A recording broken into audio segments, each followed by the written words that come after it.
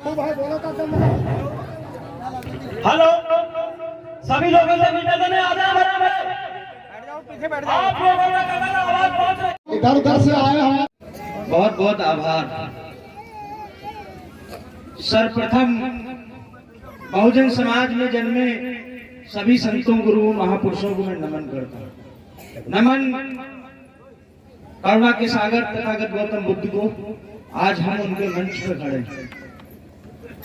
हमारा सौभाग्य है कि हम अपने महापुरुषों की वजह से आज इस लायक हैं कि हम बोल पा रहे हैं। आभार भीम आर्मी की पूरी टीम का, हरदोई का, जिन्होंने बहुत कम समय में एक बहुत अच्छा कार्यक्रम आयोजित किया और आज बहुत सफल कार्यक्रम रहा। आभार यहाँ के ग्रामवासियों का भी। मेरे हिसाब से अरविंद भाई का गांव है जी। अरविंद भाई बहुत मेहनती आदमी हैं। मैं उनका बहुत बहुत धन्यवाद करता हूं। उनके साथ साथ उनकी पूरी टीम का और समस्त ग्रामवासियों का बहुत बहुत आभार। अपनी माओ और बहनों का जो बैठी हुई, आपका भी बहुत बहुत आभार व्यक्त करता हूं, क्योंकि एक जमाने में जहां आप घर से निकलने को नहीं पाती थी, आज हमारे महापुरुष की, आपका बहुत बहुत आभार। साथियों, क्योंकि कार्यक्रम आज बहुत लेट रहा, बहुत लंबा रोड शो का था, तो मैं बहुत कम शब्दों में अपनी बात खत्म करूंगा। आपको याद होगा, जितने भीम आर्मी के मेरे साथी हैं उनको सबको पता है। इसमें से शायद गांव से कम लोग गए हो, लेकिन यहाँ से भी, क्योंकि अरविंद भाई का गांव है, मुझे पता है कि यहाँ से ट्रैक्टर ट्राली में लोग गए थे। अक्टूबर महीने में आपके जिले में भीम आर्मी के राष्ट्रीय अध्यक्ष बड़े भाई विनय दल सिंह जी का आगमन हुआ था और उस दिन हरदोई का सिंहासन डोला था। डोला था कि नहीं डोला था? जवाब दो। डोला था। लेकिन लोगों को लगा कि शायद फिल्म खत्म हो गई, तो गलत फहमी में है आप। फिल्म खत्म नहीं हुई, वो तो फिल्म का टीचर था। अभी ट्रेलर आना बाकी है, और ट्रेलर अगर आप देखना चाहते हैं तो मैं आज इस मंच से कहता हूं अपने भीम आर्मी की टीम को कि अगले 2 महीने में तैयारी कर लीजिए। यहाँ के शासन प्रशासन को भीम आर्मी का ट्रेलर दिखाएंगे। क्या दिखाएंगे? ट्रेलर। और याद रखो कि अगर आपको लगता है कि भीम आर्मी बहुत छोटा संगठन है तो गलत फहमी में है। ये 2015 नहीं, 2025 चल रहा है। और जिस दिन कभी ऐसा हुआ कि आपके जिले में वो दिल्ली में बैठी हुई शख्सियत, बड़ी मूछधार, अगर कहीं आपके जिले में आगमन हुआ तो लखनऊ छोड़ दो, दिल्ली तक का सिंहासन डोलेगा। मुझे आज बड़ा दुख हुआ, और मैं बहुत ही शांत प्रिय व्यक्ति हूं, क्योंकि पढ़ा लिखा व्यक्ति हूं। मैं कभी भी ऐसी चीज कोई नहीं करता जो संविधान के खिलाफ हो।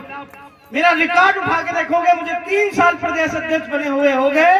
3 साल में मैंने कभी कोई असंवैधानिक चीज नहीं की, क्योंकि मुझे लगा कि फिर मेरे में और उन लोगों में कोई फर्क नहीं रहेगा जो रोडों पर उपद्रव करते हैं। लेकिन आज मैं हरदोई से निराश हूं, और निराश मैं किससे हूं? यहाँ के प्रशासन से। सभी प्रशासन से नहीं। मैं इससे पहले जिस गांव में गया, हमारे लोगों से थोड़ी बहुत झड़प हुई, तो किसने डांटा अपने लोगों को? आप लोगों को किसने डांटा? आपने। हमने डांटा ना। हमने क्या कहा हमने आपसे कि ये भी हमारे लोग हैं, ये भी हमारे भाई हैं, आप इनको गलत मत करो। लेकिन समस्या, आज मुझे एक लेसन मिला हरदोई में आके कि शराफत का समय नहीं रहा। गलत कह रहा हूं कि सही? क्योंकि लोगों को लगा कि नहीं, ये प्रदेश संयोजक बहुत सीधा है, ज्यादा उपद्रव नहीं करने वाला, तो मेरी शराफत का फायदा उठाया गया और हमारे लड़कों को बेवजह बीच में लगभग आधा घंटा रोका गया। ये भी अभी भी शराफत है मेरी। मेरे साथी यहाँ खड़े हुए, मुझे मालूम हुआ कि शायद कोतवाल साहब भी आए। मैं अभी आपसे बातचीत करूंगा, लेकिन आप जरूर सुन लेंगे कि आप उस समय मौजूद नहीं थे। इसमें से जो साथी यहाँ खड़े हैं, ये बड़े अच्छे आपके पुलिसकर्मी हैं, लेकिन जो यहाँ नहीं है और उस दौरान ड्यूटी, क्योंकि वो यहाँ इसलिए नहीं है क्योंकि उनको मालूम था था कि माहौल खराब हो जाएगा, लेकिन उन्होंने बहुत माहौल खराब किया। यहाँ से जाने के पहले मैं एसपी साहब से बात करूंगा, और मुझे मेरे लोगों ने बताया कि जो तत्कालीन यहाँ के कप्तान साहब हैं उनका कार्यकाल अच्छा है, और अभी जैसे इन्होंने कहा कि वो ईमानदार, और मैं उनसे पूरी आशा करूंगा कि अगर ऐसे माहौल खराब करने वाले पुलिस वालों पर कार्रवाई नहीं होती है तो शायद वे आपकी भी छवि धूमिल कर रहे हैं। और कोतवाल साहब, आपसे भी कहूंगा कि आप उस समय मौजूद नहीं थे, लेकिन जब जाइएगा तो उनको जरूर बताइएगा कि जैसा कि अभी मैंने कहा कि ये 1925 नहीं, ये 2025 है। आप अगर उस गलत फहमी में जी रहे हैं कि आप, मैं गाड़ी से चल रहा हूँ, मेरे ऊपर माला पड़े हुए हैं, मैं बुलेट पे बैठा हूँ, आपके पेट में दर्द हो रहा है, तो गलत फहमी में ऐसा है। अब तो ये सब आपको सहना पड़ेगा। इसको नोट कर लो, आपके ही बनाए स्वर्ग नर्क में मेरी बातचीत होती रहती है लगातार। मेरे पूर्वज हैं वहां पर, उन्होंने मुझे बताया इन लोगों ने बहुत परेशान किया, तो बेटे जब भी यहाँ आना पूरा बदला लेके आना। मेरी बात हुई। और अगर आप गलत फहमी में है कि मैं नुकसान पहुंचाऊंगा, मुकदमा लिख दूंगा, FIR कर दूंगा, तो साहब एक बात और नोटिस लीजिए, मेरे बच्चे क्या करेंगे तो शायद 1.5 महीना हो गया मैं घर नहीं गया, तो मुझे किसी बात की फिक्र नहीं है। सब कुछ छोड़ छाड़ के इस मंच पर खड़ा हूं। और याद रखो, ऊपर बात हुई पूर्वजों से, उन्होंने बताया अभी सीट वहां खाली नहीं है, अभी कुछ दिन मैं यहीं रहूंगा, और अगर मैं कुछ दिन यहाँ रहूंगा तो फिर आपको और दर्द लेना पड़ेगा। इसकी आदत डालिए। वो जमाने गए कि जब तुम हमारे पूर्वजों को कुर्सी पर नहीं बैठने देते थे, चारपाई पे नहीं बैठने देते थे, अब लात मार के कुर्सी तुम्हारे से छीन लेंगे। इस बात को याद रखो। मेरी बात को जो मैं कह रहा हूं, इसको इधर धम क्या ऐसा भाषण में कभी नहीं देता, नोटिस करके देख लो मेरा फेसबुक और यूट्यूब, लेकिन अंदर से दुखी हूं। और याद रखो, इतिहास उठा के देख लो, जब जब पढ़ा लिखा व्यक्ति बागी हो गया तब तक उसने इतिहास लिखा। और अगर मुझे आप बागी होने पर मजबूर करेंगे तो साहब मैं बहुत खतरनाक हूं। इस बात का आपको अभी अंदाजा नहीं। अभी मेरे लोग नारे लगा रहे थे, देखो देखो कौन आया, ये बोलने शेर आया, लेकिन आप नोट कर लो, डॉक्टर कुलदीप भार्गव आया। और डॉक्टर कुलदीप भार्गव शेर से भी ज्यादा खतरनाक है। बस मुझे जख्मी करने की कोशिश मत करो।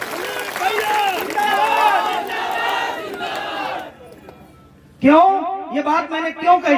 क्योंकि मैं ये बाबा साहब के दिए गए कलम की बदौलत सामाजिक न्याय की बात करता हूँ, सामाजिक बराबरी की बात करता हूँ। और जब जब इतिहास कहता है कि जब जब हमारे हाथ से कलम छीनी गई तो फिर हमारे हाथों में हथियार आए, और हथियार आए तो हमारे लोग जेल गए, उनकी हत्याएं हुई। कोई बात नहीं, हत्या एक और हो जाएगी, लेकिन इस बात का फिक्र नहीं कि हत्या हो जाएगी। हमने तैयार कर दी है अपनी फौज हरदोई में, आप नजर दौड़ा के देखिए। क्या मेरे जाने के बाद इस मिशन को आप रुकने देंगे? क्या मेरे जाने के बाद आप इस मिशन को रुकने? तो याद रखो राम गौरव, ये मिशन नहीं रुकने वाला। हम कल मरने वाले हो, आज मर जाए फिक्र नहीं हमें। और आप अगर धमकाना चाहते हैं, डराना चाहते हैं, तो याद रखो मेरी बात को रिकॉर्ड कर लो कि ये सिर्फ बाप ने सिखाया है। कोतवाल साहब, मेरी आपसे खाली इतनी गुजारिश है, मुझे नहीं पता आपके बारे में कि आपका कार्यकाल कैसा है, मैंने पूछा नहीं अपने लड़कों से। बढ़िया आदमी है। अगर बढ़िया आदमी है तो प्लीज मैं आपको वीडियो भी दिखाऊंगा उन्होंने किस प्रकार से गालियां दी हैं, मेरे रास्ते को रोका। और जान, आपको भी पता है रोड शो है, रोड शो में इधर उधर हो जाता है, 4 लड़कों को हम रोकेंगे, दूसरा कोई बीच में आ जाएगा, जाम लग जाएगा। और ये हम पहली बार हरदोई में रोड शो नहीं निकाल रहे। अगर आपको याद नहीं तो मैं बहुत सारे आपको रोड शो दूसरे संगठनों और पार्टियों को भी दिखाऊंगा जिसमें आप लठ लिए आगे रास्ता साफ कर रहे होते। लेकिन शर्म की बात है कि जहां कुछ पुलिस वाले अच्छा काम कर रहे, वहीं एक व्यक्ति जो है वो माहौल खराब करने की बात कर रहा है। मैं सबकी बात नहीं कर रहा, इस बात को भी आप याद रखिए। मैं सिर्फ एक व्यक्ति की बात कर रहा हूँ। नाम बताओ भाई। रामकृष्ण द्विवेदी। उससे पहले भी हमारे कार्यकर्ताओं को गाली गलौज कर चुके हैं। और अभी भी कोतवाल साहब, आप मेरी शराफत देखिएगा, उठा के देख लीजिए ट्विटर और फेसबुक, हमने डाला नहीं उसपे कि हमारा काफिला रोका गया। अगर मैं डाल देता तो आप तो छोड़ो, अब तक यहाँ पीएससी भी पड़ी होती, इस बात को आपको भी पता है, अंदाजा है। लेकिन मुझे लगा कि कहीं एक व्यक्ति की बदौलत कहीं ऐसा ना हो कि जो इसमें और भाई हमारे बंधु हैं उनके खिलाफ कोई कार्रवाई गलत हो जाए। इस वजह से मैं चुप रहा। मेरे लड़के बराबर कहते रहे कि अध्यक्ष जी चला दो, नहीं। कल अभी आपको याद होगा चंद्रशेखर भाई के काफिले पे हमला हुआ, माहौल खराब है।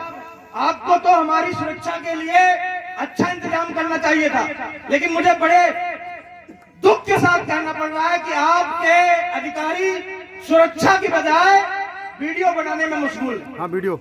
अब मुझे ये बताओ, आप वीडियोग्राफी करना ठीक है, प्रशासन चाहता है कि मैं वीडियोग्राफी करूं, कहीं कोई घटना न हो जाए। एक आदमी लगा लीजिए, 2 आदमी लगा लीजिए, मेरे पास वीडियो है, आप देखिए 4-4 आदमी, 5-5 आदमी सारे वीडियोग्राफी में मौजूद है।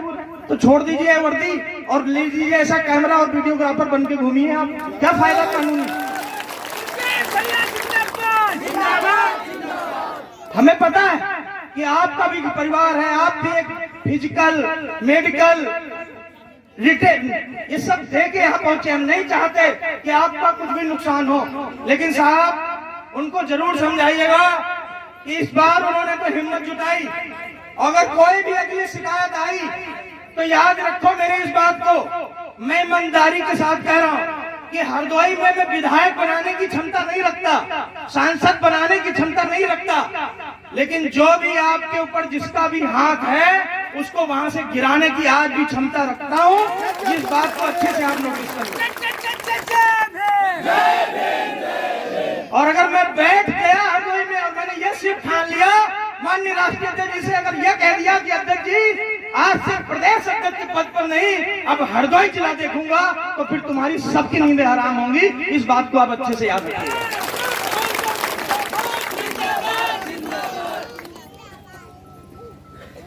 आप सबसे भी कहूंगा, साथियों से, मैंने जो भी वहां कहा आपके लिए भी कहा कि राजनीति और गुंडाई में फर्क है। इस बात को भी आप समझिएगा।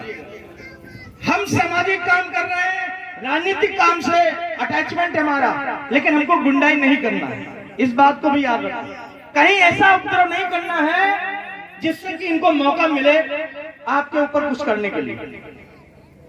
अगर आप सही कर रहे हैं, सही के लिए आंदोलन कर रहे हैं, सही के लिए रोड पे हैं, हमारा संवैधानिक अधिकार है कि हम रोड शो करें, हमारा संवैधानिक अधिकार है कि हम धरने पे बैठे, और फिर अगर ये मुकदमा कर देते हैं तो आपको डरने की जरूरत नहीं है। हमारे पूर्वजों ने भी मुकदमे झेले, और आजकल माताओं बहनों से जरूर कहूंगा, डर जाती है कभी कभी, क्योंकि हम उनके बच्चे बोले कि अरे हमारे बच्चे पे मुकदमा हो गया।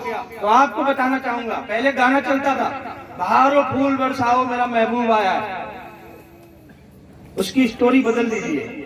अब होता है बहारों केस लगाओ भीम आर्मी वाले आए हैं।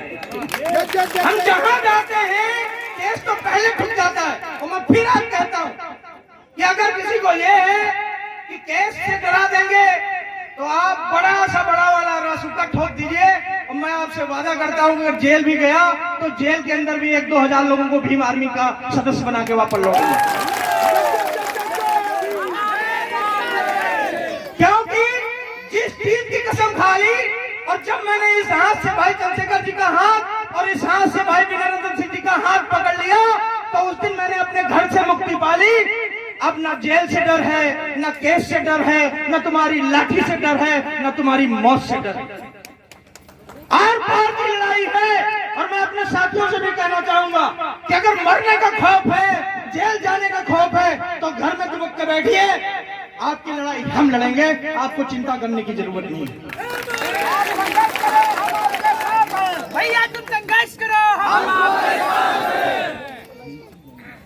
मैं आज सबको बता के जा रहा हूं, जो मैंने आपसे वादा किया कि ये छुटमुल घटनाएं जो हैं, जो मेरे लोगों ने बताया कि प्रशासन के लोग कभी कभी कुछ बदतमीजी आप लोगों से करते हैं, तो उसका एक मूल कारण है कि आपकी सरकार नहीं। लेकिन याद रखो मैं शासन से कहना चाहता हूं कि भीम आर्मी के बारे में ये भी कहावत है कि हम सरकार नहीं है लेकिन फिर भी हम सरकार हैं। इस बात को भी आप याद रखें। अगर यकीन नहीं तो मैं आपको चैलेंज करता हूं कि आप मुझ पर मुकदमा ठोको। अगर लखनऊ से तुम्हारा तबादला ना हो जाए तो मेरा नाम बदल देना। ठोक के दिखाओ आप।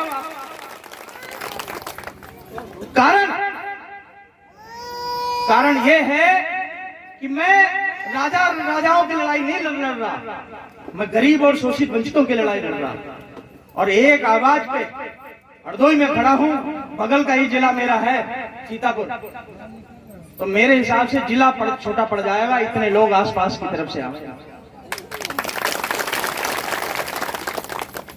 आप सबसे जो मैंने अभी आज कहा कि 2 महीने आपको दिया।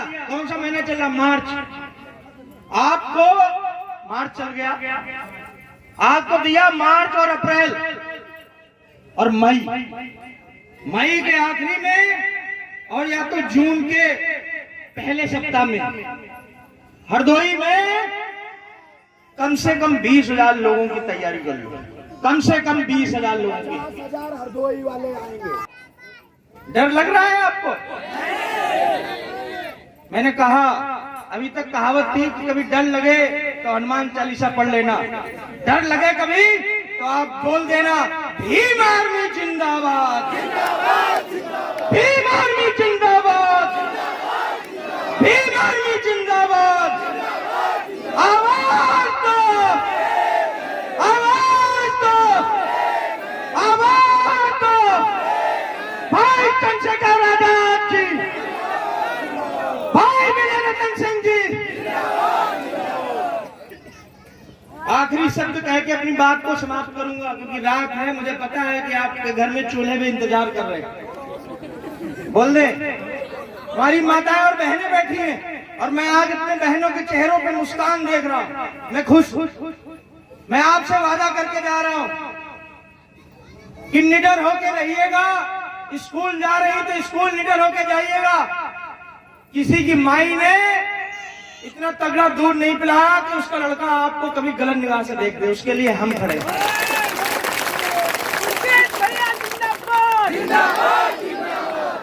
और कभी अगर आपको भय लगे तो मैं आपसे कहकर जा रहा हूं कि अपनी पॉकेट में, अपनी पर्स में एक फोटो जरूर रखिएगा और वो फोटो रखिएगा माता उदा देवी पासी जी का। किसका रखिएगा? वो उदा देवी पासी जी जिन्होंने अपने स्वाभिमान के लिए, अपने पति का बदला लेने के लिए 36 अंग्रेजों का सर कलम कर दिया। और भी अगर आपको खतरनाक लगे तो फिर एक और फोटो जोड़ लीजिएगा माता फूलन देवी का। किसका? बताने की जरूरत है। और ये मैं इसलिए कह रहा हूं कि वो जमाने चले गए कि आपको अपनी रक्षा के लिए किसी भाई की कलाई पर राखी बांधने की जरूरत पड़े। नहीं, तुम अपने आप में मजबूत हो और तुम पढ़ो माता उदा देवी पासी को, तुम पढ़ो झलकारी बाई को, तुम पढ़ो माता फूलन देवी को। तुम्हारे अंदर में स्वयं का स्वाभिमान जागेगा और तुम कहीं उनसे कम नहीं हो। इस बात को याद रखना। और अपने भाइयों से कहकर जा रहा हूं, कभी आपको भय लगे कि आप इनके छोटी मोटी धाराओं में डर जाओ, कभी आपको लगे कि आप जेल जा रहे हो और आपके आंख से आंसू आ जाए, तो मेरे साथियों आंख में आंसू नहीं आने देना। याद कर लेना शहीद आजम भगत सिंह जी को। किसको? भगत सिंह जी को, जिन्होंने 23 साल की उम्र में फांसी का फंदा पकड़ लिया लेकिन सरकार की गुलामी नहीं सही। तो मेरे साथियों एक बार फिर हम सब उनके वंशज फांसी में भी झूल जाएंगे लेकिन सर अपना नहीं झुकने देंगे। भैया तुम संघर्ष करो, हम तुम्हारे साथ हैं। और मेरी बात याद रखो, बड़ों को मारा हमारे पूर्वजों ने। इतिहास उठा के देखो, कहीं भी जाके जहाँ ऊंचा टीला दिखाई दे वहाँ खोद देना तो हमारे पूर्वजों की तलवारें निकल आएंगी। और हरदोई का इतिहास है। गलत कह रहा हूँ मैं? बताओ। कहीं भी, खास तौर पर ये मध्य के जिले में सीतापुर, उत्तर प्रदेश, हरदोई, लखीमपुर, उन्नाव, यहाँ से आप सीधे चले जाओ प्रयागराज तक, कोई भी टीला हल्का सा खोद दोगे तो आपको तलवार का टुकड़ा जरूर मिलेगा। और मैं आपको दावे के साथ कह रहा हूँ, उस तलवार के टुकड़े में अंग्रेजों का खून लगा होगा। और मेरे साथियों, जुल्मी चाहे जितना जुर्म करे, तुम कितना भी भागो, हम वंशज सरदार उधम सिंह के भी हैं, जो लंदन में जाकर भी गोली मार के आता है, तो हम भी तुमको छोड़ने वाले नहीं हैं। बस फर्क इतना है कि अगर आप भी जैसे हमारे लोगों ने चुपचाप बराबरी की हिस्सेदारी जब नहीं मिली तो चुपचाप सहन किया, अब बराबरी की बात जब हम कर रहे हैं तो तुम्हारे सीने पे अगर सांप लौट रहा है तो ना लौटे, तुम भी जियो और हमको भी जीने दो। साथियों, कल भाई चंद्रशेखर आजाद जी के काफिले पे हमला हुआ, तो मैं अगर यहाँ आके और उस पर ना बोलूं तो ये भी ठीक है। मैं बहुत अहम बात कहना चाहता हूं, हालांकि ये मंच नहीं है कहने के लिए, लेकिन क्योंकि इस मंच को आज कुछ कारणों बस उस तरीके का मंच बना दिया गया, इसलिए कहना जरूरी कि मैंने आज तक के इतिहास में कभी भी किसी मंच से, कभी फेसबुक से, कभी ट्विटर से किसी जाति विशेष पर टिप्पणी नहीं की। क्या इतनी देर में बोला किसी जाति पे बोला?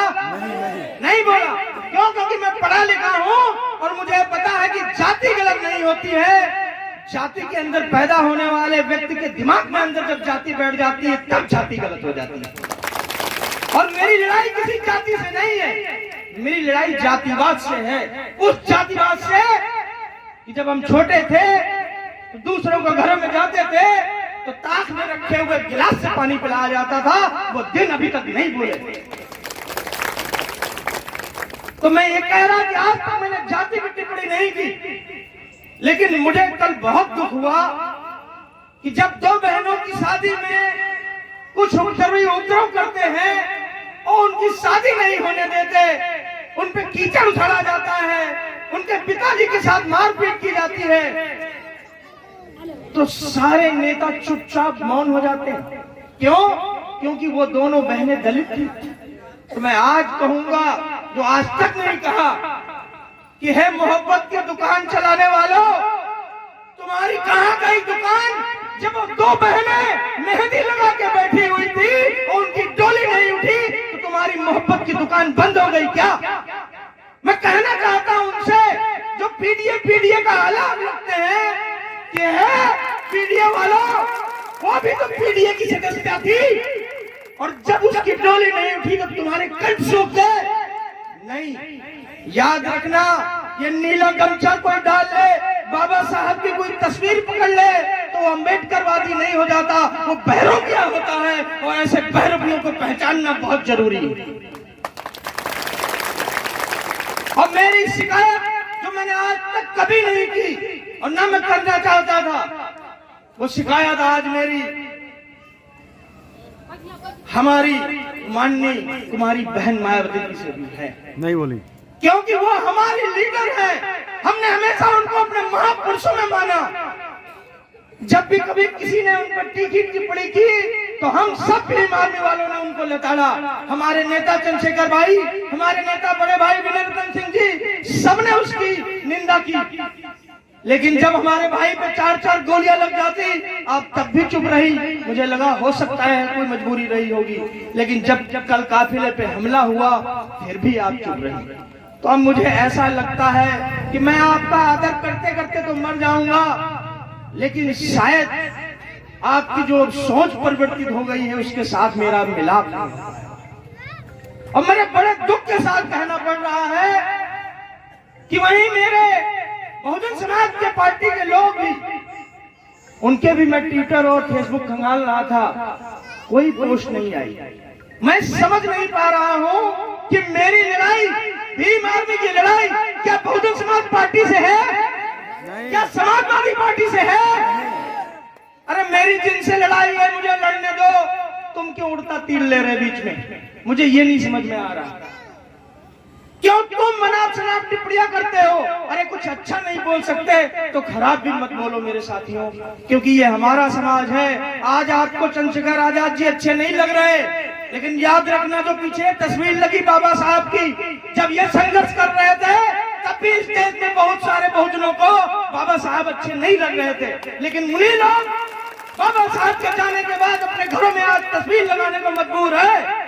और ये भीम आर्मी का छोटा सिपाही आज आपको कह के जा रहा है कि याद रखना जब 20 साल बाद 50 साल बाद चंद्रशेखर आजाद जी नहीं रहेंगे तो तुम उनकी घरों में अपनी तस्वीर लगाने को मजबूर होगे। लेकिन फर्क होगा हमारे और तुम्हारे में कि तुम्हारा इतिहास उनके साथ नहीं लिखा जाएगा और मेरा इतिहास उनके साथ संघर्ष में लिखा जाएगा। भैया जिंदाबाद। अभी भी वक्त है, अभी भी वक्त है। राजनीतिक गलियारे अलग हो सकते हैं, रास्ते अलग हो सकते हैं, लेकिन छीटाकाशी मत कीजिए मेरे बहुजन समाज के साथियों। और इन बहरूपियों से डरिए, ये उतने ही खतरनाक है कि आप ये समझ लो कि कुत्ते की खाल में भेड़िया आपके गांव में घुस आया हो, और वो भेड़िया कब आपके बच्चे को नोच लेगा आपको नहीं पता। तो जब बाबा साहब की तस्वीर लेके आए कोई तो उससे पूछना कि जब मथुरा में 2 बहनों का मंडप उजाड़ दिया गया तो तुम क्यों नहीं बोले? जब हाथरस में आधी रात में हमारी बहन को जला दिया गया तो उस समय तुम क्यों नहीं बोले? ये सवाल अगर आप नहीं कर सकते तो मैं कड़वा जरूर कह रहा हूं कि फिर तुम भी जिंदा हो लेकिन हो मरे के समान। और अगर सवाल कर सकते हो तो हो सकता है तुमको 5 किलो राशन न मिले, हो सकता है तुम पे कोई FIR लिख जाए, तुम्हारा घर गिरा दिया जाए, लेकिन क्या घर जो आपने बनाए हैं साथ लेके जाओगे? लेके जाओगे? नहीं लेके जाओगे तो घर गिराना है तो गिरा दो। हमारे पूर्वज इन्हीं झुग्गी झोपड़ियों में मर गए, हम भी मर जाएंगे टीन के नीचे, फर्क नहीं पड़ता। लेकिन आने वाली पीढ़ी है कल स्वतंत्र देश में जन्म ले, स्वतंत्र आसमान के नीचे सांस ले, ऐसा माहौल बना के हमको यहाँ से जाना है। और अगर आप इस माहौल बनाने में कहीं हल्का महसूस कर रहे हो तो मैंने आपसे कहा रात बिरात दिन सवेरे कभी भी आप याद कर लीजिएगा, मैं बहुत बड़ी शख्सियत नहीं, लेकिन मेरा चेहरा याद कर लो, मेरे चेहरे को कैमरे में कैद कर लो। अगर मैं 10 साल मरा नहीं तो ऐसा कोई घर नहीं होगा जिस घर में कुलदीप भार्गव का नाम ना हो और उस घर पे भीम आर्मी का झंडा ना हो। तो अगर कोई कहे मेरे जाने के बाद अरे वो छोटे व्यक्ति थे आए थे तो बता देना कि छोटे जरूर हैं लेकिन मेरा घाव बहुत लंबा है।